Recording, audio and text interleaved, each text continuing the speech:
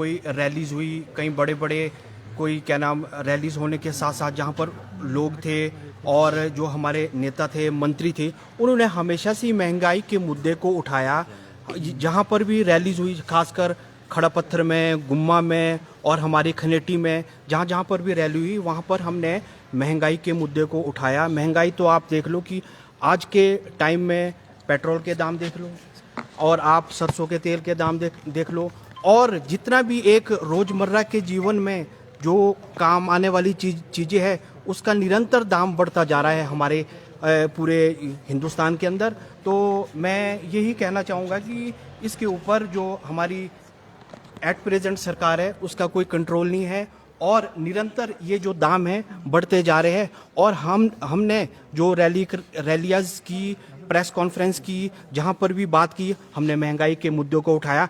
महंगाई हमारी प्राथमिकता है और ये इन मुद्दों को हमने प्राथमिकता से हर जगह उठाया, आज भी उठाया, आगे भी उठाएंगे और निरंतर इस महंगाई के मुद्दे को हम हर जगह उठाएंगे जहाँ जहाँ पर हमें इसको उठाने का प्लेटफॉर्म मिलेगा। 2017 में रोहित ठाकुर जी को 26,402 मत मिले थे, तो कितना आप इंक्रीज कर रहे हैं, कितना आप इस बार कितने मत आपको मिले? देखो मुझे जहाँ तक हमने भी एनालाइजेशन की है, जो मुझे लगता है कि इस बार हम 30,000 से ऊपर हमारा आंकड़ा जाएगा और 30,000 से ऊपर जाएगा। ये अब मैं ये नहीं बता सकता कि 30,000 से ऊपर कहाँ तक जाएगा, पर इतना ज़रूर है कि हमारे आदरणीय श्री रोहित ठाकुर जी जीतेंगे, भारी मतों से जीतेंगे और विधानसभा में जाएंगे और जुब्बल कोटखाई नावर की जो जनता है उसकी आवाज़ को विधानसभा के अंदर प्रस्तुत करेंगे। ये मेरा उमेश जी, आपके ऊपर आरोप लग रहा है कि बागवानी के क्षेत्र में जितनी मंडियां यहाँ पर अगर बनी है तो पिछले जो साल रहे आपने ऐसा कोई काम नहीं किया, ऐसे आरोप जो है लग रहे हैं आपको? नहीं, ये देखो, ये मेरे भाई जो अंकुश जी है उन्होंने ये कांग्रेस के ऊपर आरोप लगाया, पर मैं आपको ये एक बात बता दूं, हमारे को जब कांग्रेस की सरकार थी तो 1134 करोड़ रुपए का आवंटन हुआ और ये आवंटन आदरणीय श्री हमारे विधायक आदरणीय श्री रोहित ठाकुर जी के द्वारा, पूर्व और क्या नाम विद्या स्टोक के द्वारा, और उसमें दिवंगत नेता राजा वीरभद्र सिंह का बहुत बड़ा रोल रहा है। और उसके साथ साथ जो ये हमारी पराला की मंडी भी बनी है उसमें भी उसी जो वो अमाउंट हमें स्वीकृत हुआ उसके द्वारा ही उसे बनाया गया। और जो ये 91 करोड़ रुपए मिले हैं, इससे जो ये प्रोसेसिंग प्लांट है उसके द्वारा इसकी ये नींव रखी जा रही है। पर ऐसा आपसे सवाल लेना चाहेंगे, जिस तरह से आईटी सेल के संयोजक थे चेतन बरागटा, तो कहीं ना कहीं आरोप भी जरूर भाजपा द्वारा लगाया गया कि दुरुपयोग उनके द्वारा किया जा रहा है, इस पर क्या कहेंगे? देखिए, ऐसा नहीं है कुछ भी। अगर हम आईटी सेल चला रहे हैं, अगर उसका एडवांटेज हम ले रहे हैं तो ये हमारी होशियारी है, इनको भी लेना चाहिए था इसका एडवांटेज। और दूसरी बात, मैं ये जो कांग्रेस के प्रवक्ता को बोल रहे हैं कि पराला मंडी जो 1134 करोड़ का, मैं आपको एक बात बताना चाहूँ, मेरा इनको चैलेंज है आपके सामने, ये एक काम ऐसा बताएं जिसका शिलान्यास और बाद में उद्घाटन इन्होंने किया हो, एक बड़ा काम। हर बात पे ये कि ये हमारे समय का था, ये हमने लाया था, ये इन्होंने किया कुछ नहीं। इन्होंने पराला मंडी को बंद करने का काम किया। विद्या स्टोक जी ने ये स्टेटमेंट विद्या स्टोक जी की देखी भाई ये तो गर्म जगह है, दिल्ली से गर्म जगह तो भी नहीं होगी। और रोहित ठाकुर जी, जबकि उसका विरोध उन्हें करना चाहिए था, वो तालियां पीछे से बजा रहे थे कि इसको एनटीएल गन को इन्हें बंद करने का काम किया। आप देखिए 3 एनटीएल गन यहाँ स्वर्गीय नरेंद्र बरागटा जी ने स्थापित की थी। होना ये चाहिए था कि 3 से ये 15 उसको कर दे, पर इन्होंने 3 से 2 उसको करने की कोशिश की। लोगों ने, जिसमें चेतन सिंह बरागटा जी ने लोगों का पूरा सहयोग किया उस एनटीएल गन को यहाँ लाने के लिए, अपने पैसों से एनटीएल गन लगा दी। किस बात की, क्या बागवानी की बात करें? आज ये जब सेब के मुद्दे पे कब आए आप देखिए, अब सेब के पहले इन्हें ठेऊ हाटकोटी रोड का मुद्दा पकड़ कर ठेऊ हाटकोटी रोड ठेऊगा, और कुछ बोलने को लिए है नहीं इनके पास। जब सेब चुनाव चिन्ह हमें मिला, जब लोगों के दिल में हमारे लिए सिंपैथी पहले थी, और भगवान की कृपा देखिए कि और चुनाव चिन्ह भी हमें ऐसा मिल गया जो हमें, जो इस क्षेत्र की उन्नति के लिए सबसे आगे। उसके बाद ये सेब पर आए कि हम ये करेंगे। एक काम बता दीजिए आप, 3 सीएस स्टोर इनके समय में रद्द हो गए, कहाँ सोए रहे ये आप मुझे बताइए। और ये बोल रहे जी एपिडा के उस टाइम चेयरमैन नरेंद्र बरागटा थे, विधायक तो ये थे। अगर इतनी बड़ी शक्ति हमारे में विपक्ष में रहकर भी है तो आप क्यों चुनाव लड़ रहे हैं? क्यों जुब्बल कोटखाई की जनता को बेवकूफ़ बना रहे हैं? फिर लड़ने दीजिए ना, हम सामना करते हैं जो भी हमारे सामने है। तो यहाँ पर चेतन सिंह बरागटा जी बहुत बड़ी मार्जिन से जीतने वाले हैं और जुब्बल और कोटखाई की जनता ने पहले ही ये मन बना लिया था जो आपने देखा है, और हम भारी मतों से विजय होने वाले, ये मैं आपको बताना चाहता हूँ। देखिए, हम सिर्फ जीत का दावा कर रहे हैं कि हम जीतेंगे वो लोगों का मन है, वो आपको भी पता है कि हम किस मार्जिन से जीतने वाले हैं। ये तो 50,000 भी बोल सकते हैं, ये भी बोल सकते हैं कि दोनों भाजपा के ही वो लड़ रहे हैं, इनकी तो सिक्योरिटी भी जब्त हो सकती है। सिर्फ 3 दिन की बात सामने रह गई, 3 दिन के बाद देखिए आप क्या होने वाला है यहाँ पर। राजीव जी से क्वेश्चन लेंगे सर। जो जुब्बल और कोटखाई क्षेत्र है, सरकार की प्रतिष्ठा दाव पर लगी है। हालांकि अगर काम की बात करें, जरूर एसडीएम 2-2 मिले हैं, सरकार ने काम भी जरूर किया है, तो आप क्या कह रहे हैं? 30,000 के दावे दोनों दल कर रहे हैं। बिल्कुल, ये जो दावे है मैं इसको बिल्कुल नकारता हूँ। वो इसलिए क्योंकि हमेशा से जब भी आप देखेंगे जुब्बल कोटखाई नावर का इतिहास रहा है, वो कभी भी सरकार के अगेंस्ट वोट नहीं करती। और जहाँ तक ये चुनाव है, ये उपचुनाव है, ये कोई आम चुनाव नहीं है। उपचुनाव में अभी सरकार का 1 साल बाकी है। पूर्व में जो भी सरकार हुए उन मुद्दों पर चुनाव लड़ लिए गए, पर जनता को ये पता कि आने वाला जो 1 साल है वो भाजपा का है, और जो भाजपा का 1 साल है उन्हें मालूम है हमें किसको जिताकर भेजना है, और जो विकास की जो निरंतर प्रक्रिया है वो किसके द्वारा चली रहेगी वो अच्छी तरह से जो जनता है यहाँ पर जानती है। महंगाई बहुत बड़ा मुद्दा है। महंगाई को लेकर क्या मानना है, सरकार क्या कर रही है? बहुत ज्यादा महंगाई हो रही है, पेट्रोल लगातार बढ़ रहा है, खाद्य तेल कीमतें जो है लगातार बढ़ रही है, कैसे राहत मिल पाएगी? देखिए, महंगाई तो हमेशा से मुद्दा रहा है। मैं कांग्रेस से मित्र से पूछना चाहूँगा, पूर्व में जब यूपीए की सरकार थी क्या तब महंगाई नहीं थी? तब सिलेंडर 1300 रुपये तक भी पहुँचा था, पर वो इनको अब मुद्दा बनाने का मौका आ गया है। जहाँ तक पेट्रोल की बात है, और हमें यकीन है कि बहुत जल्दी ये जीएसटी के दायरे में आने वाला है, जिससे जो है महंगाई में काफ़ी राहत मिलने वाली है। काफी राहत। चलिए, यहाँ पर एक जो बुजुर्ग है ये भी कुछ कहना चाह रहे हैं। जी, आप इस चुनाव को लेकर आपने तमाम तरह के लोग जो सुन रहे हैं, क्या आपका कहना, क्या कहना चाह रहे हैं? देखो, जो कोटखाई जुब्बल में जो विकास हुआ है सिर्फ नरेंद्र बरागटा की देन है।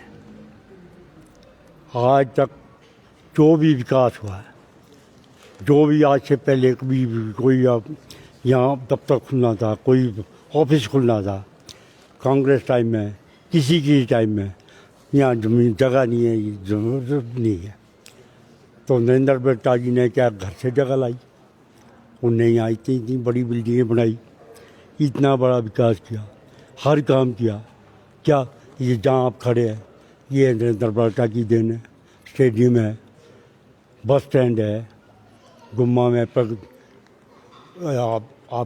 स्कूल का है, इंजीनियरिंग स्कूल का है। चलिए, आपका कहना है कि नरेंद्र बरागटा ने देखिए, अभी आप लोग जो है, अगर हम बात करें, राजीव जी, नरेंद्र बरागटा ने काम किए हैं यहाँ पर, नरेंद्र बरागटा नहीं रहे, अब उनके उत्तराधिकारी जो है चेतन बरागटा जी हो गए हैं, तो कैसे लेके चलेंगे? कौन उनकी उपलब्धियां गिनेगा? बीजेपी नहीं, गिनेगी या देखिए, चेतन मैं गिनेगी? एक ही चीज़ें आपको बताता हूँ, और उसका श्रेय किसको मिलेगा? नरेंद्र बरागटा जी ने जो काम किया ना, यकीनन वो श्रेय नरेंद्र बरागटा जी को ही जाएगा, जो भी उन्होंने यहाँ पर काम किए। और मेरा दूसरा मानना ये है कि जब देखिए वो नहीं रहे, उनके दुखद निधन के बाद क्या जुब्बल कोटखाई के अंदर कोई विकास की जो गति है वो रुकी है?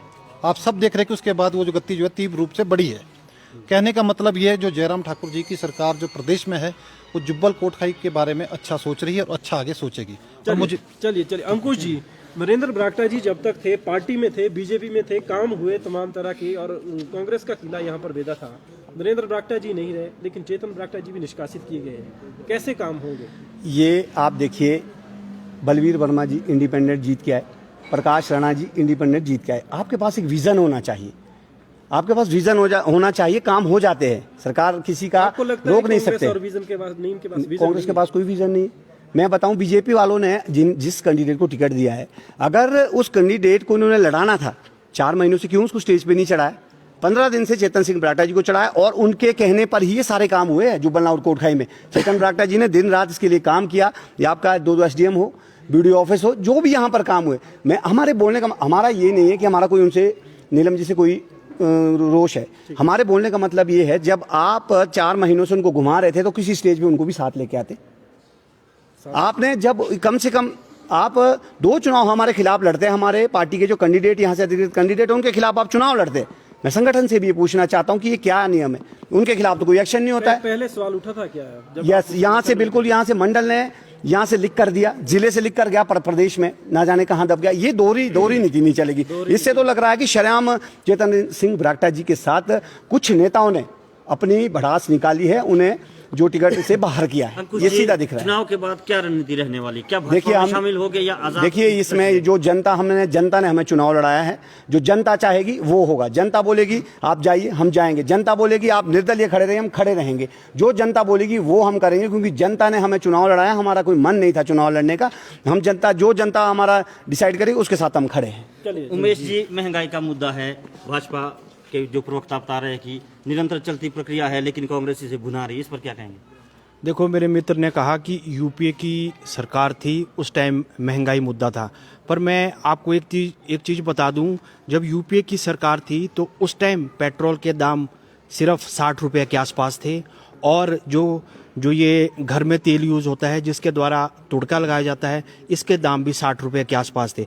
पर अगर आप इन दोनों चीज़ों को आज एनालाइज करेंगे, पेट्रोल के दाम तो शतक मार चुके हैं, और उसके बाद जो ये दूसरा घर में जो हम तेल यूज़ करते हैं ये भी 200 के पार हो चुका है। तो आप खुद देख लोगे, जब यूपीए की सरकार थी, जब मनमोहन सिंह प्राइम मिनिस्टर थे, तो उनके द्वारा, क्योंकि वो उनको एक फाइनेंस में भी उनकी माहिरत थी और ये उनके अंदर बहुत ज़्यादा पोटेंशियल थी, और उनके द्वारा निरंतर ये जो दाम बढ़ने थे उनको रोका गया। और मैं आपको एक बात क्लियर बता दूं, आज की डेट में जो पेट्रोल के ऊपर एक्साइज ड्यूटी गवर्नमेंट के द्वारा लगाई जा रही है वो 33% लगाई जा रही है, और जो सीधा सरकार के खजाने में जा रहा है।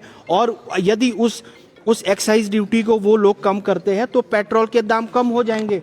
पर हमारे टाइम जब हमारी सरकार थी तो पेट्रोल के दाम भी ठीक थे और हर चीज़ों के दाम बिल्कुल निरंतर और सही थे। पर लेकिन जब से ये जो आज प्रेजेंट गवर्नमेंट सेंटर में भी चल रही है, डबल इंजन की गवर्नमेंट चल रही है, तो इनके द्वारा महंगाई तो एक चरम सीमा पे है और इसका कोई कंट्रोल नहीं है। पर आगे आने वाले दिनों में एक जो निम्न स्तर का व्यक्ति है, जो व्यक्ति बिलो पॉवर्टी लाइन रहता है, उसको इस जीवन को जीने के लिए एक डिफिकल्टी हो सकती है, और शायद आगे आने वाले दिनों में बहुत ज़्यादा मुश्किलात पैदा हो सकती है। आखिरी सवाल यहाँ पर हम लेंगे। सर, यहाँ पर आरोप लगाया गया था कि जो कॉम्प्लेक्स है इस पर भी अतिक्रमण करने का प्रयास किया गया था, क्या कहेंगे? सबसे पहले तो सब चैनल वालों का मैं धन्यवाद करता हूँ, और आज मेरे को बहुत अच्छा मौका मिला है इस स्टेज से भाजपा के अंकुश, उस टाइम तो भाजपा के थे, अंकुश भाई ने पहले, भाई तो क्या मेरे तो बेटे बराबर है, इन्होंने कई बार आरोप लगाया, आदरणीय स्वर्गीय बरागटा जी ने भी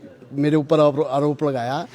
ये जो जिस पे आप खड़े हैं, ये कम्प्लेक्स, ये 2006 में मैं उस टाइम अध्यक्ष था, और एक रोड में ये यहाँ तक ग्राउंड फ्लोर थी, यहाँ तक बन गया था, और इसके ऊपर कार पार्किंग बननी थी।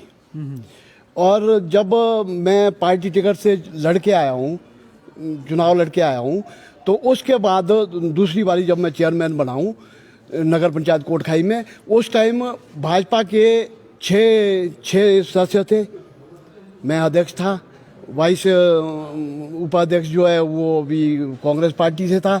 तो हमने एक निर्णय लिया, हमारे पास यहाँ पे जो नगर पंचायत का कार्यालय है ये बिल्कुल जर्जर हालत में था, और हमने यहाँ पे शॉपिंग कम्प्लेक्स बनाना था, और यहाँ पे शॉपिंग कम्प्लेक्स बनाना था, और कुछ टाइम के लिए दुकानें बनानी थी। यहाँ पे हमने एक एल्युमिनियम का एक ऑफिस बनाना था, छोटा सा, कुछ 10 फुट में, और 6 महीने के बाद जब हमारा कार्यालय और वो शॉपिंग कम्प्लेक्स बन के तैयार होना था, तो हमने सिर्फ चैनल में वो बनाया, क्या नाम, कैबिन सा बनाया था, और इन्होंने भारतीय जनता पार्टी वालों ने यहाँ पे स्ट्राइक कर दी। ये काम रुकवाते हैं, काम करवाते नहीं है जी। और बाकी नहीं, एक मिनट। और दूसरा, जब भाजपा की सरकार आई तो इस कम्प्लेक्स के ऊपर ये जो स्ट्रक्चर खड़ा हुआ है, इसमें छत लगी है, तो ये उस टाइम यूपीए की सरकार थी केंद्र में, 74 लाख रुपया टूरिज्म का आया था, और इन्होंने इस पे ये छत लगवाई, और उसी समय आदरणीय बरागटा जी ने भी अपनी छत लगवाई, मैंने भी छत लगवाई। मेरी छत 50 साल तक चलनी है, बरागटा जी की छत भी 50 से 100 साल तक चलनी है। और ऐसी क्या छत लगवा दी, 74 लाख रुपए में लगी है छत ही सिर्फ, बाकी ये कम्प्लेक्स पहले बन गया था। और ऐसी क्या छत लगी कि 6 महीने में जो है वो चादरें सड़नी शुरू हो गई, और ये जो छत जो है अब नगर पंचायत कोटखाई ने अपने पैसे। मैं आपको एक बात बताना चाहता हूं, जो ये बोल रहे हैं कि हमने अपना कार्यालय यहाँ शिफ्ट करना था, रात को 8 बजे ये यहाँ पर कब्जा कर रहे थे। अगर इन्होंने यहाँ कार्यालय बनाना होता है दिन दिहाड़े, यहाँ इसमें नीचे 3 हॉल खाली थे, इन्होंने अपना कार्यालय वहाँ क्यों स्थापित नहीं किया? जो ये बात कर रहे हैं 2006 में, ये सरासर झूठ बोल रहे हैं। ये काम स्वर्गीय नरेंद्र बरागटा जी ने 2008 के बाद शुरू किया, और यहाँ पर जो हमारे लोग इसमें रहते थे, ये कार पार्किंग की बात कर रहे हैं, हमने एक कॉम्प्लेक्स बनाया, उनको दुकानें दी ताकि उनकी आजीविका खत्म ना हो। उठाओ, कार पार्किंग आपके सामने है। ये ग्राउंड जो देख रहे हैं आप, ये हमने खोला। ये काम, एक काम बताएं मुझे, ये कोटखाई में मैं चैलेंज देके बोल रहा हूं, ये बस स्टैंड आपके सामने है, इसका काम तक शुरू नहीं कर पाए। ये यहाँ के एक प्रतिष्ठित आदमी, ऐसा नहीं है कांग्रेस के गत्तावर नेता है, पर कर कुछ नहीं सके। ये कुछ नहीं करते हैं, ये लोगों का बेवकूफ बनाते हैं हाथ जोड़ के। पहले आपको मालूम है, मैं बोलना नहीं चाहता हूं, छोड़िए उन बातों को, पर जिस तरह से इन्होंने जुब्बल और कोटखाई का विनाश करने की कोशिश की, आप देखिए मिल्क चिलिंग प्लांट, पूछिए इनसे, इनके समय में उठाओ कुमार सन का, क्यों नहीं इन्होंने रोका? आप मेरे से, मैं आपको बताना चाहता हूं। उसके बाद आपकी सिटी स्कैन की मशीन आपके हॉस्पिटल से उठी, क्यों नहीं इन्होंने उठाया? तो ये बोलने का मतलब ये है। अंतिम प्रतिक्रिया लेना चाहेंगे, मतदान हो चुका है, विकास को लेकर क्या रणनीति, क्या अगर नीलम जी नहीं जीत पाती है, क्या विकास कार्य रुकेंगे? अगर जारी रहेंगे तो क्या करने वाले हैं? देखिए, उससे पहले मैं एक बात आपसे और क्लियर करना चाहता हूँ। मेरे भाई मित्र जो है अंकुश जी ने एक बात कही कि बहुत बड़ा षड्यंत्र यहाँ पर रचा गया। आप सभी लोग जो है मीडिया बंधु, मीडिया हाउसेस से है।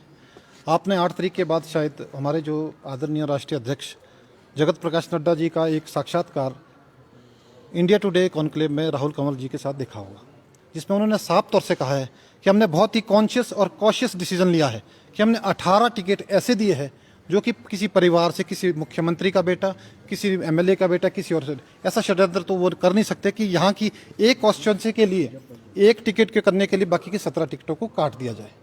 तो ये जो बात कह रहे हैं, मैं इसको सिरे से निकाल। देखिए, मैंने भी वो इंटरव्यू सुना जगत प्रकाश नड्डा जी का। उन्होंने एक बात कही, जब उन्होंने, एक पत्रकार ने उनसे पूछा कि आप कौन से क्रिकेटर को फॉलो करते हैं, कौन से क्रिकेटर जो आपने इतना बढ़िया शॉट मारे, उन्होंने कहा देखिए ऐसा होता है जब टिकट आवंटन होता है कि जब जो बॉलर है ना वो कीपिंग नहीं कर सकता है, कीपर को आप बॉलर नहीं बना सकते हैं, तो उन्होंने यहाँ वो किया, जो बॉलर था उसको कीपर बना दिया, जो कीपर था उसको बॉलर बना दिया। ये भूल यहाँ पर हो गई है उनसे, और उन्होंने अपने इसमें कहा था ये। जी बहुत बहुत धन्यवाद जी। तो अभी ये थी प्रतिक्रिया यहाँ पर जो कार्यकर्ता थे, जो बीजेपी के थे और आपके कांग्रेस के थे और निर्दलीय उम्मीदवार के थे। इस समय देखिए आप ये प्रतिक्रिया दी है, और साथ ही साथ जुब्बल कोटखाई विधानसभा क्षेत्र में चुनाव हो चुके हैं, मत पड़ चुका है, भविष्य अब इनका बंद पेटी में पड़ चुका है। अब ईवीएम मशीन जुब्बल पहुंच चुकी है और मतगणना 2 तारीख को होनी है। अब देखना ये बाकी है कि किसके पक्ष में जनता ने वोट किया है, ये देखने वाला विषय रहेगा 2 तारीख का। मैं पंकज गांगटा कोटखाई से लाइव टाइम टीवी के लिए, मेरे सहयोगी नरपाल। अभी के लिए इतना ही। अभी हम जल्द ही आपको एक स्ट्रीम दिखाने वाले हैं जिसमें दिखाएंगे जुब्बल कोटखाई से कितने वोट पड़े हैं और सबसे ज़्यादा कौन से बूथ में वोट कास्ट हुआ है, सबसे कम किस बूथ में वोट कास्ट हुआ है, और जुब्बल नावर कोटखाई में जुब्बल में कितना मत कास्ट हुआ है, नावर में कितना मत कास्ट हुआ है और कोटखाई में कितना मत कास्ट हुआ है। जल्द ही आपके बीच ये विश्लेषण करेंगे, जल्द ही आप बने रहिए। थोड़ी देर में स्ट्रीम हम लाइव करेंगे। अभी के लिए धन्यवाद, मुझे दीजिए इजाज़त। मैं Pankaj Gangta live time TV के लिए कोटखाई से। जय हिंद, जय हिमाचल, जय भारत।